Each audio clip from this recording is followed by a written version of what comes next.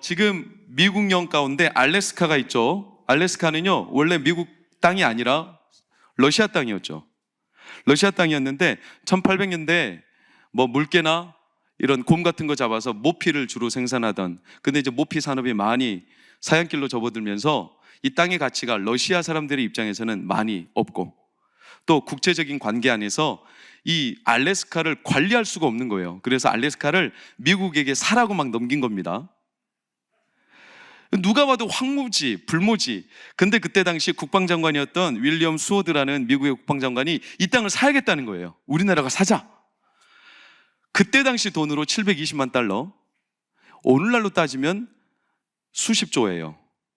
한 12조 정도? 이렇게 돼요. 어마어마한 금액이죠. 사람들이 너무 맹비난을 했어요. 살 필요가 없다. 이 땅을 뭐하러 사느냐. 그런데 이제 이 수워드라는 장관이 열심히 설득을 해서 딱 상하원 투표를 했는데 신의 한 수죠. 한 표를 이겨서 땅을 사기로 했어요.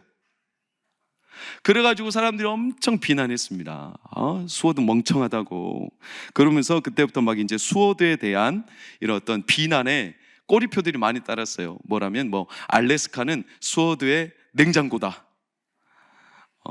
그리고 이제 수워드 폴리 해가지고 멍청한 수워드, 이런 대표적인 신조어들이 나올 정도였어요. 반대로 소련에서 이 땅을 판 사람은 어떻게 됐을까요?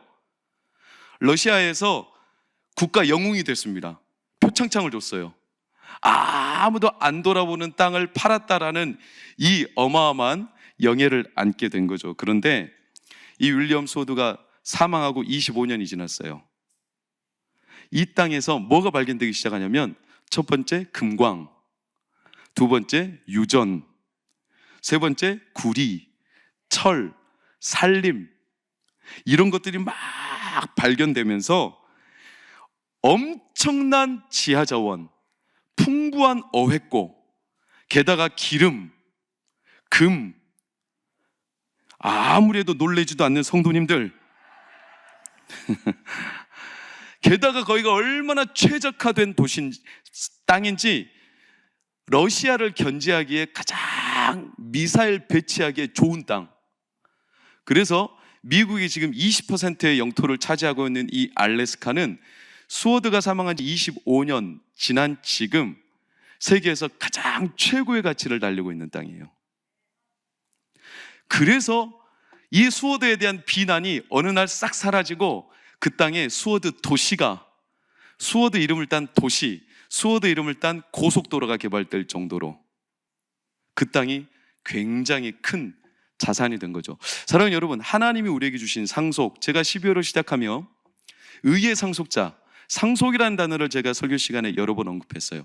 하나님이 주신 상속은 바로 이와 같아요. 밭에 감추인 보화죠. 그래서 보는 사람들은 그것을 누리지만 못 보는 사람들은 지나쳐버려요. 그리고 버려버리는 거예요. 이게 참 이상한 일이죠. 하나님은요, 에베소서 4장 6절에 만유의 아버지라고 표현되어 있어요. 만유 위에 계시고 만유를 통일하시고 만유 가운데 계신다. 만유는 쉽게 말하면 모든 것을 말해요. 이 지상에 있는 것 하나도 빠짐없이 모든 것의 아버지시고 모든 것을 그분이 통치하시고 통일하고 관리하신다. 이 만유 가운데 계신 아버지가 그 안에 있는 담긴 보화를 누구에게 맡기셨거든요. 누굴까요? 골로새서 2장 3절을 보니까 예수 그리스도께 맡겼어요. 모든 보화를 예수 그리스도 안에 맡겼어요.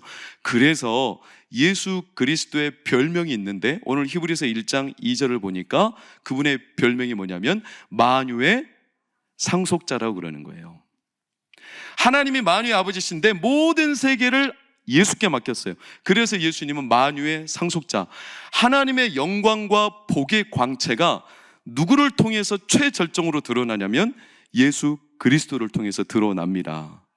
이게 참 놀라운 우리 삶의 보고예요. 보고. 예수님을 안다는 것, 예수님을 믿는다는 것, 사랑하는 여러분, 축복입니다. 예수님을 우리가 영접했다는 것은 진짜 알래스카보다 더한 하나님이 약속에 담긴 상속을 받았다는 것과 이상 가는 가치입니다. 그러니 자랑스러워하십시오. 기뻐하십시오. 예수 그리스도 한 분을 얻는다면 천하를 잃어도 다 얻는 거나 똑같습니다. 반대로 천하를 얻어도 예수 그리스도 한 분을 잃으면 다 잃는 거나 똑같습니다. 그만큼 예수 그리스도는 우리에게는 엄청난 보고입니다. 보고. 그게 하나님이 우리에게 주신 분명한 소망이죠.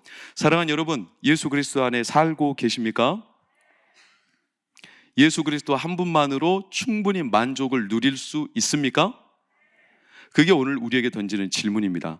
참 안타깝게도 오늘날 우리의 신앙에 도전이 흔들리고 있는 부분이 뭐냐면 이 만유의 상속자이신 예수 그리스도가 성취하신 이 엄청난 보고, 여기에 대한 믿음이 점점 축소되거나 간과되고 있어요. 예수 그리스도에 대한 믿음이.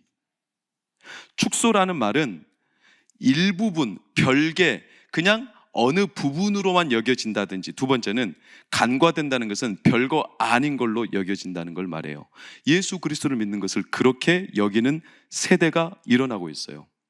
그래서 더 이상 예수 그리스도를 영적인 안목을 가지고 바라보며 하나님의 세계를 누리는 자들이 교회 바깥은 물론이거니와 교회 안에도 점점 줄어가고 있다면 믿으시겠습니까, 여러분? 예수 그리스도를 영적인 안목을 가지고 그 안에 담긴 어마어마한 하나님의 보고를 누리는 성도들이 점점 줄어가고 있다. 그도 그럴 것이 우리의 눈을 가리는 것들이 사방에 너무나 많다.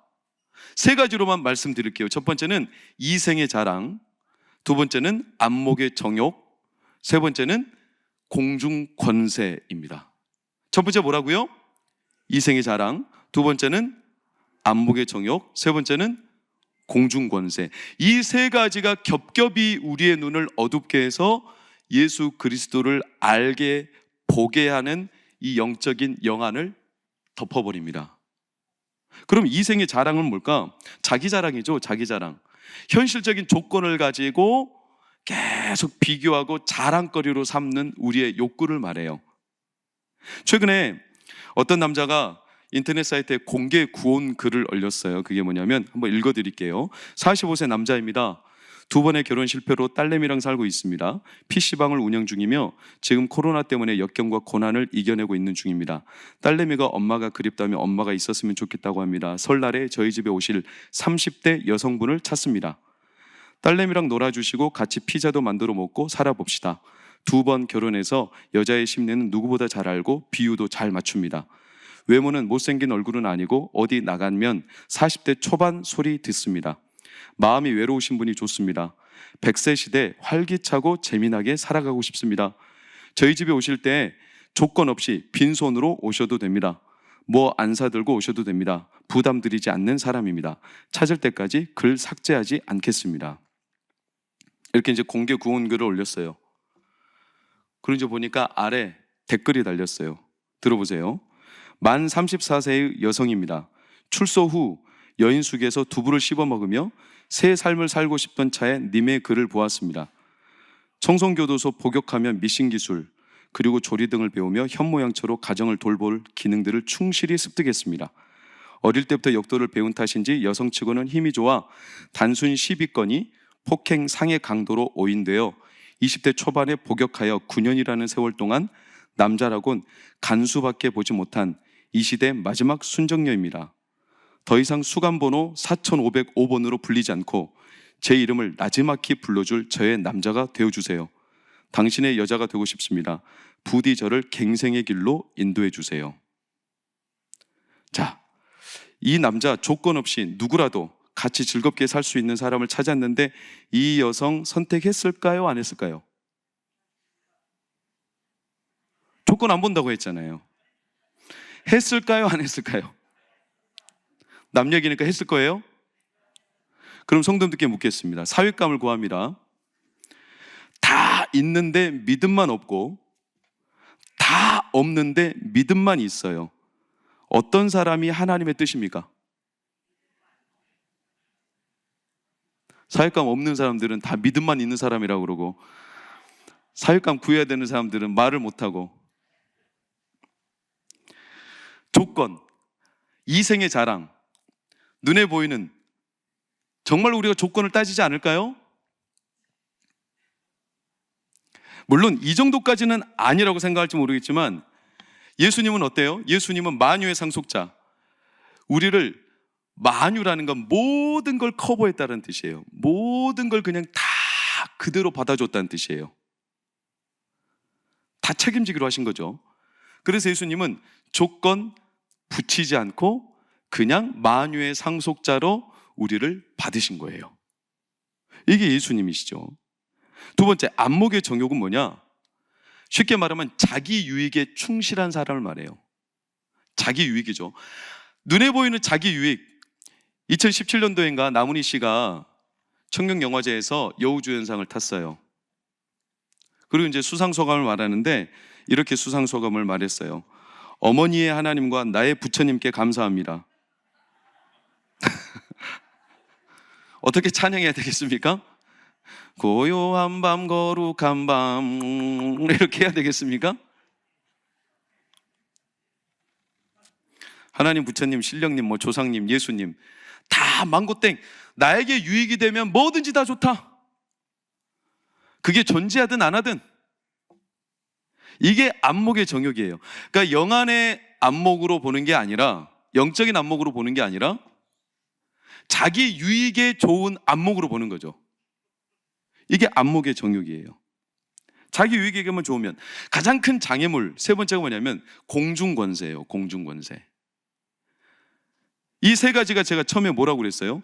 예수 그리스도 만유의 상속자이신 그분에 대한 신앙이 도전받고 있는 이 시대인데, 우리의 눈을 가리는 세 가지. 첫 번째, 이생의 자랑.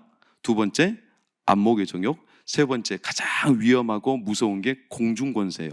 공중권세 잡은 자 그러죠? 사단이에요. 다시 말하면 예수 그리스도를 믿음으로 정말로 바라보고 만유의 상속자로 믿고 살려고 하면 고난과 박해가 와요.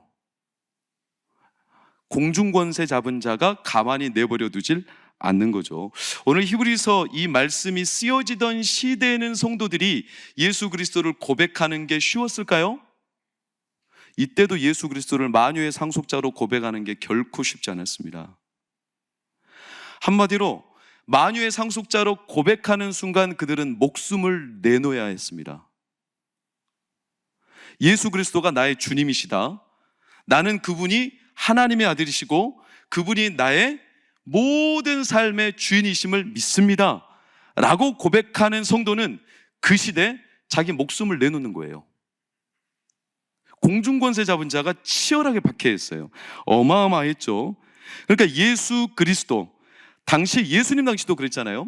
가이사가 왕인데 가이사에게 바쳐져야 될 왕이라는 칭호를 예수님께 자꾸 왕이라, 메시아다 이렇게 하니까 예수님이 십자가에 못 박히신 진짜 이유는요, 물론 억울한 누명이지만 그들이 죄 몫을 붙였는데 그게 뭐냐면 반역죄예요. 왕이 있는데 왜 지가 왕이라고 하느냐, 이 말이었죠. 예수를 그리스도라고 말하는 사람은 가이사 외에 다른 왕을 섬기는 거예요. 그러니까 이거 그 당시에 어마어마한 반역죄죠. 역적이죠. 사람들에게 잡혀다가 십자가형에 처해지는 엄청난 중죄입니다. 중죄. 이게 실제로 히브리서 11장 36절 37절을 보면 증거되고 있지 않습니까? 어떤 이들은 조롱을 당하고 채찍질, 결박과 옥에 갇히는 시련, 돌로 치고 톱으로 썰어서 죽임을 당하고 시험과 칼로 죽임을 당하고 환난과 학대를 받았다. 실제로 그 당시에 예수 그리스도를 주로 고백하는 누구라도 이랬다. 그래서 그 당시 예수를 주로 믿는 사람들은 자기들만 쓰는 암호 같은 표징이 있었죠. 사진 한번 보시겠어요? 이거 보신 적 있죠? 이게 뭡니까? 익두스라고 하죠. 익두스. 이게 이제 익두스인데 이게 뭐냐면 이 헬라어를 앞에 첫 글자만 땄죠. 익두스. 이예수 그리스도 데우 휘오스 소테르. 이거를 합쳐서 익두스 그러는 거예요. 이게 풀어서 말하면 하나님의 아들 구원자 예수 그리스도라는 뜻이죠. 성도들을 모조리 잡아다가 죽이니까 이 사람들이 암호처럼 쓰던 비밀 자기 명칭이었어요. 명칭. 익두스. 예수님이 오병이요, 베드로가 물고기 잡을 때 이런 물고기들을 상징하는 것처럼 그 안에 익두스 하면서 자기들은 하나님의 아들이 예수 그리스도가 만유의 상속자라는 것을 고백하던 자들. 이걸 그렇게 세상이 박해하고 치열하게 방해했어요.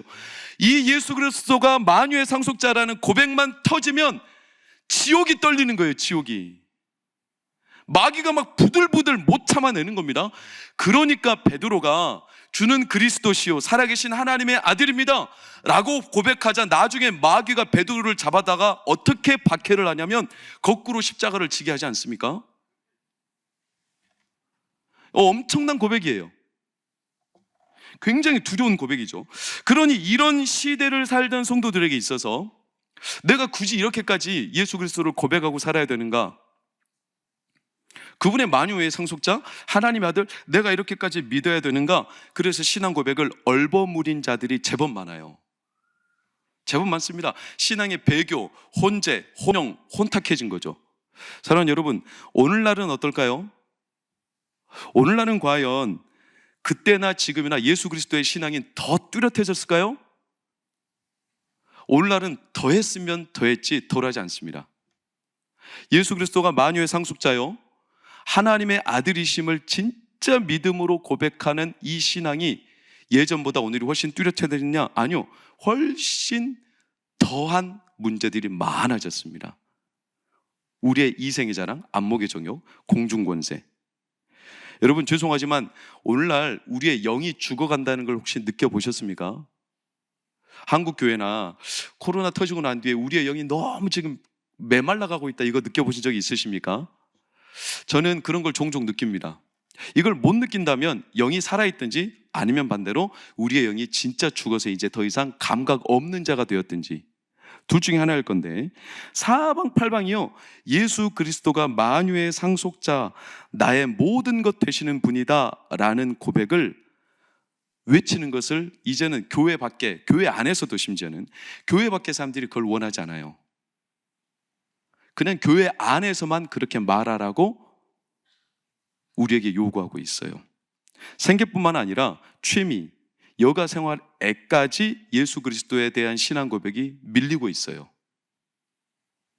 오늘날 우리가 당하는 현실이죠. 차별금지법이 왜 위험하냐면, 여러분 차별금지법은 단순히 동성애자들에 대한 법이 아니라 이건 말 그대로 차별, 예수 그리스도에게만 구원이 있고 그분만 하나님의 아들이고 그분만이 만유의 상속자이시며 그분에게만 우리가 나아갈 때 영생을 얻을 수 있다. 할렐루야. 이걸 외치면 다른 종교와 차별했다 하여 벌금을 물리고 징역 가는 게 차별금지법이에요. 왜 모든 종교가 공통이고 모든 종교가 평등하지 왜 교회만 자꾸 자기들만 유별나게 예수 그리스도만 그렇게 강조하냐? 그런데 실제로 외국에서는, 우리나라는 아직 차별금지법의 논쟁 중에 있기 때문에 우리가 못 느끼는 거지만, 실제로 공개적인 자리에서, 공개석상에서 예수 그리스도를 이름을 부르면, 전도를 하면 벌금을 때려버려요. 차별했다는 거예요, 다른 종교하고. 그분은 만유의 상속자, 그분만이 구원의 길을 아니다. 여러분 놀라운 영상들 혹시 보셨습니까? 미국의 의회에서는 아예 의회를 시작할 때 목사님 나와서 기도를 하는데 예수님의 이름으로 기도합니다가 아니라 모든 신들의 이름으로 기도합니다, 이렇게 마무리를 해요. 목사가요. 그리고 나중에 뭐라고 하는 줄 아십니까? 아멘 woman 그렇습니다. 아멘, A 뒤에가 맨이잖아요. 한 사람의 남자, 이렇게 엉뚱하게 해석을 해서 아멘, 왜 남자만 말하냐? 그래서 뒤에다 woman, 여자까지도 말해요. 왜? 만유의 상속자 예수 그리스도 더 이상 인정할 수 없다는 거예요. 이게 오늘날 우리가 당하고 있는 현실이죠. 그러니까 예수 그리스도는 만유의 주제다, 우리 안에 진정한 상속자이시다, 그게 아니라 여러 신들 가운데 하나다.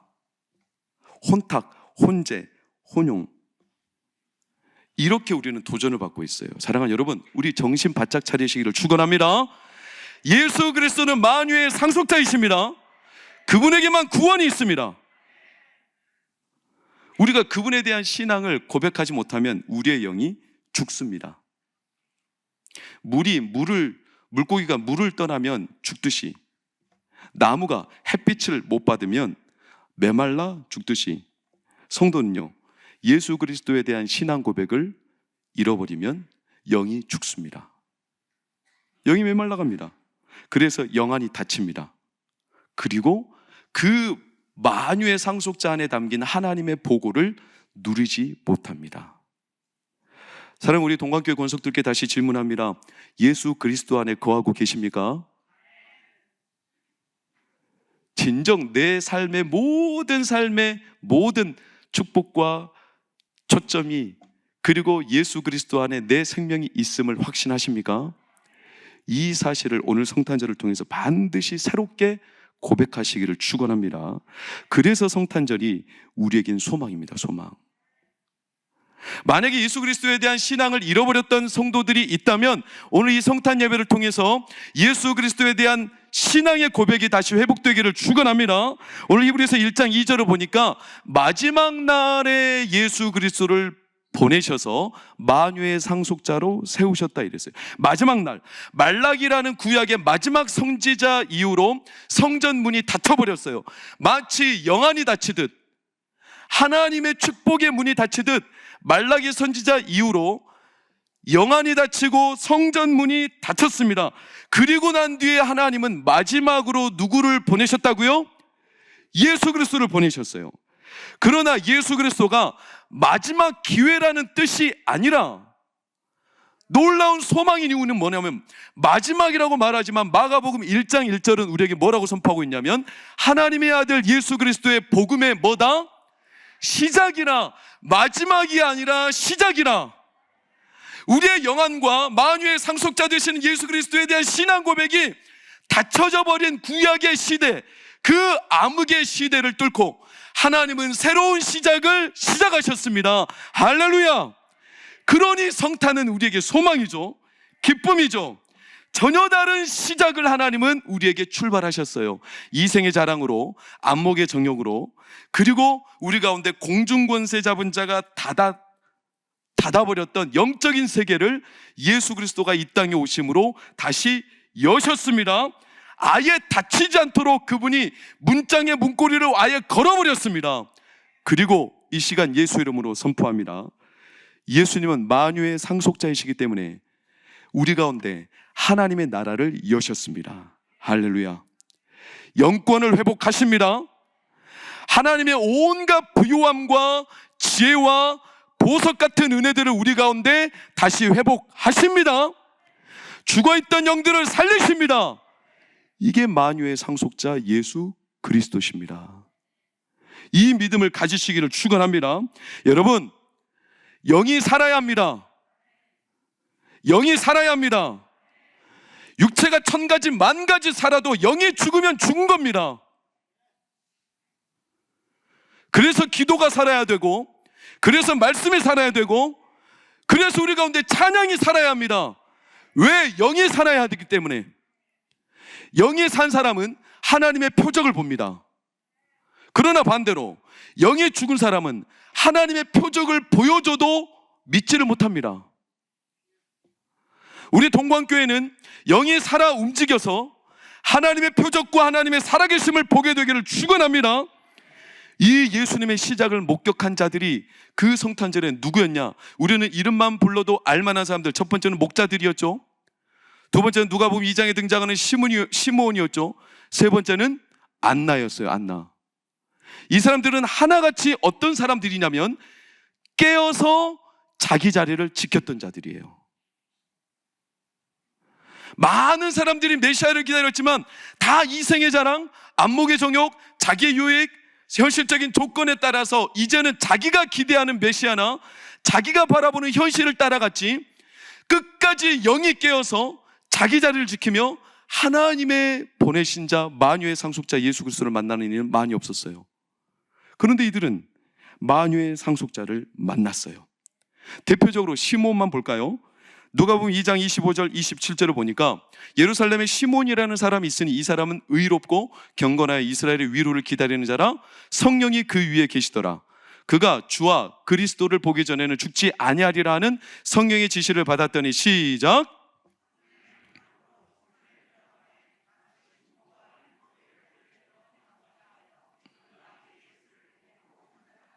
아멘.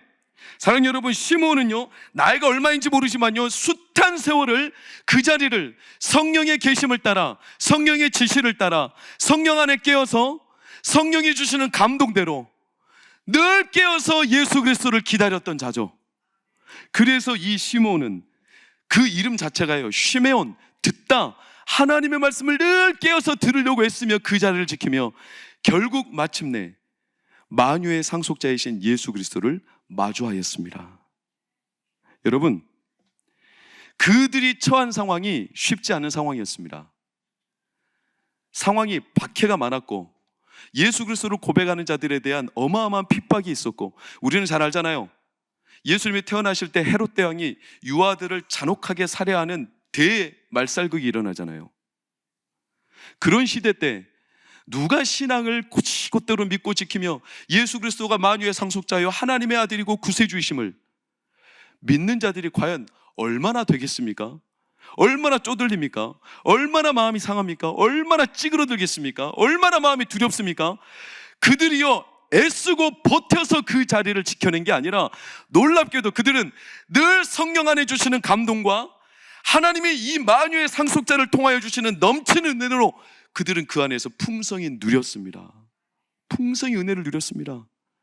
코로나 2년을 보내는 우리 동광교회뿐만 아니라 한국 교회가, 우리 동광의 다음 세대들이, 우리의 자녀들이 아무리 세상이 쪼그라들고 이제는 예수 그리스도를 교회 밖에서는 말하지 말라, 우리로 다가오는 수많은 겹겹이 이생의 자랑, 안목의 장욕, 그리고 수많은 공중권세 잡은 자들의 박해와 위협들이 있을지라도 사랑하는 동광교회 성도님들, 예수 그리스도에 대한 신앙을 온전히 지키며 그 안에 풍성한 은혜를 누리시기를 축원합니다. 이게 만유의 상속자를 통하여 주시는 하나님의 은혜입니다. 은혜. 이들이 그걸 지킨 거죠. 출애굽기 1장 2장을 보면요 그 바로왕의 잔혹한 살해 앞에서 시브라와 부하라는 이 산파들은요 하나님의 은혜에 흥왕하여 자녀들을 살렸죠. 그들을 번성하게 했어요. 하나님의 넘치는 은혜가 있었습니다. 오늘날 코로나 때문에 하나님께서 우리와 함께 하시지 않는다? 아니요, 코로나라서 더욱 하나님 앞에 은혜를 넘치게 받는 자들을 반드시 하나님이 세우실 겁니다. 롯데우유에 이혜원 집사님이라는 분이 계세요. 그분은 이사세요. 그분이 지금으로부터 한 13년 전에 이사가 되었는데 지금은 롯데우유가 푸르밀이라는 브랜드로 바뀌었죠. 그런데 이 롯데우유 이사를 맡을 때 롯데우유가 가장 우유업계에서는 최하위였어요. 너무 사업이 어려웠어요. 그래가지고 이분의 직전 이사는 스트레스를 너무나 많이 받아서 1년 만에, 이사직 1년 만에 급사하셨어요. 얼마나 큰 문제입니까? 이 이혜원 집사님은요 교회를 다니긴 다니지만 사실은 늘 그냥 아내를 교회로 데려다만 주고 자기는 밖에서 기다리는 이런 스타일이었어요. 그런데 이분이 이사가 되고 나서 너무나 이 사업이 감당하기 어려운 그런 겹겹이 쌓여오는 고난이 오자 이분이 점점 하나님 앞에 의지하기 시작했어요. 이 스트레스를 이길 수가 없고 너무나 어려운 상황을 당연할 재간이 없지 않습니까? 그래서 이분이 그때부터는 교회 밖에 있지 않고 교회 안으로 들어와 예배를 드리기 시작하고 찬양하고 같이 깊이 신앙생활이 들어가기 시작했어요. 그리고 이제 이분이 이 사업을 자기가 이사직을 포기하고 버리지 않는 이상은 일궈야 되기 때문에 하나님 앞에 작정하고 100일 새벽 기도도 하고 50일 새벽 기도도 하고 이렇게 하면서 하나님 앞에 다 깊이 은혜를 구하며 나아갔어요. 그러던 어느 날 이분이 새벽 기도 며칠 만인지 모르겠지만 어떻게 하면 롯데우유를 산업을 하나님 앞에 일으킬까 이런 고민을 하다가 문득 기발한 생각이, 그 생각이 뭐였냐면 우유에다가 검은 콩을 넣자. 그래가지고 개발된 게 사진을 보시면 저 검은 콩 우유예요. 지금도 드십니까? 이 검은 콩 우유가요 딱 개발되자마자 얼마나 대박이 터졌냐면 우유가 하얀 걸로만 알았지 검은색 우유가 나오자 그때부터 팔리기 시작하는데, 물론 하나님의 도우심이겠죠. 광고 한 번도 안 냈는데 40일 만에 검은콩 우유가 1천만 개가 팔렸어요. 하여튼 우리 교회 성도들은 감신장이라 몇 개를 팔려야 놀랄지 모르겠지만 몇 개를 팔아야 되겠습니까? 몇 개를 팔아야 놀라겠습니까? 네? 1천만 개. 1천만 개면요, 하나당 1,000원을 팔면 1천만 개면 얼마인 줄 아세요? 100억입니다. 100억. 없던 걸로 하고 다시 40일 만에 검은콩 우유가 1천만 개 팔렸습니다.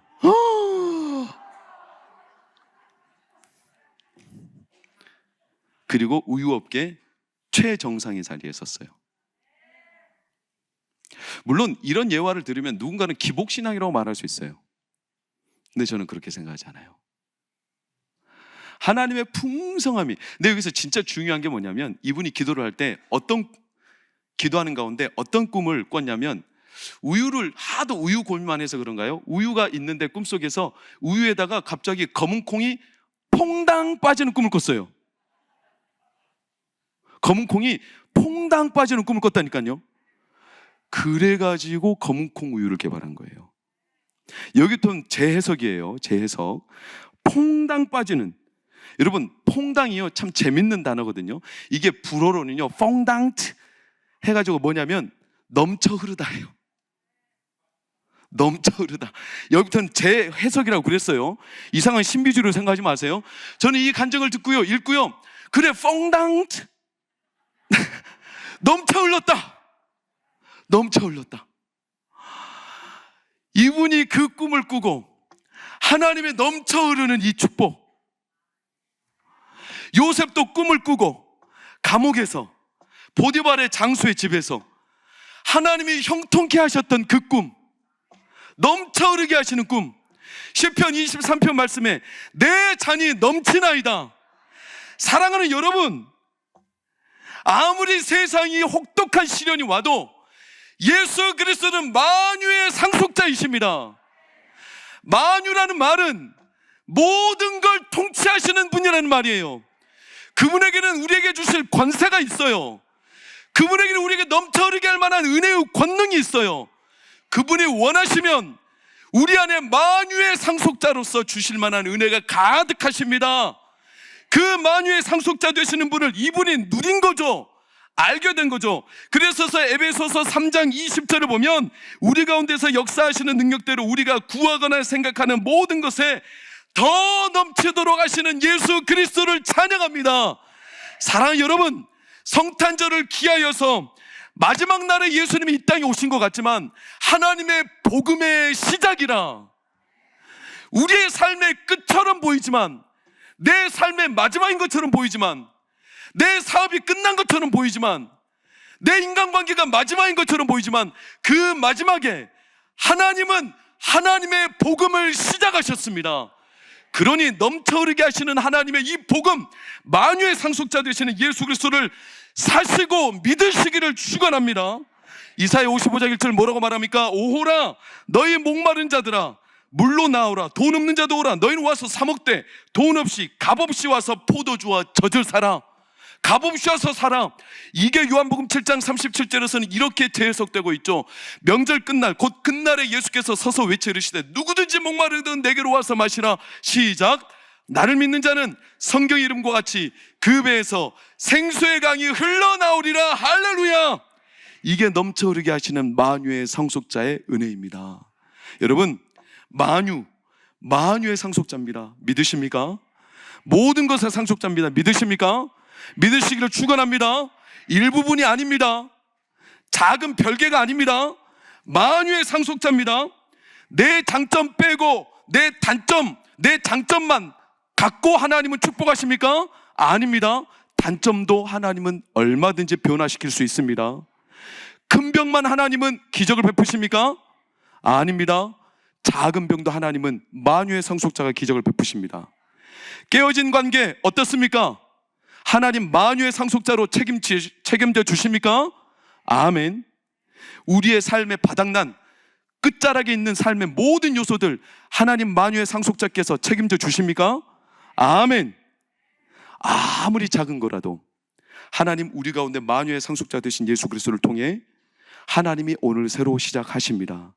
그러니 오늘 예수님의 나심을 기뻐하며 즐거워하며 만유의 상속자이신 예수님을 믿음으로 영접하시고 부디 영안이 닫혀 하나님 앞에 예수 그리스도의 그 만유의 축복권을 놓쳐버리지 말고 예수 안에 있는 이 크나큰 권능과 권세를 누리시고 향유하시기를 축원합니다. 하나님께서는요, 우리 가운데 환난이나 기근이나 박해나 칼이나 장례일이나 현재일이나 천사들이나 권세자들이나 또는 죽음이나 우리 가운데 생명이나 그 아무것도 그리스도 예수 안에서 우리를 끊을 수 없으리라.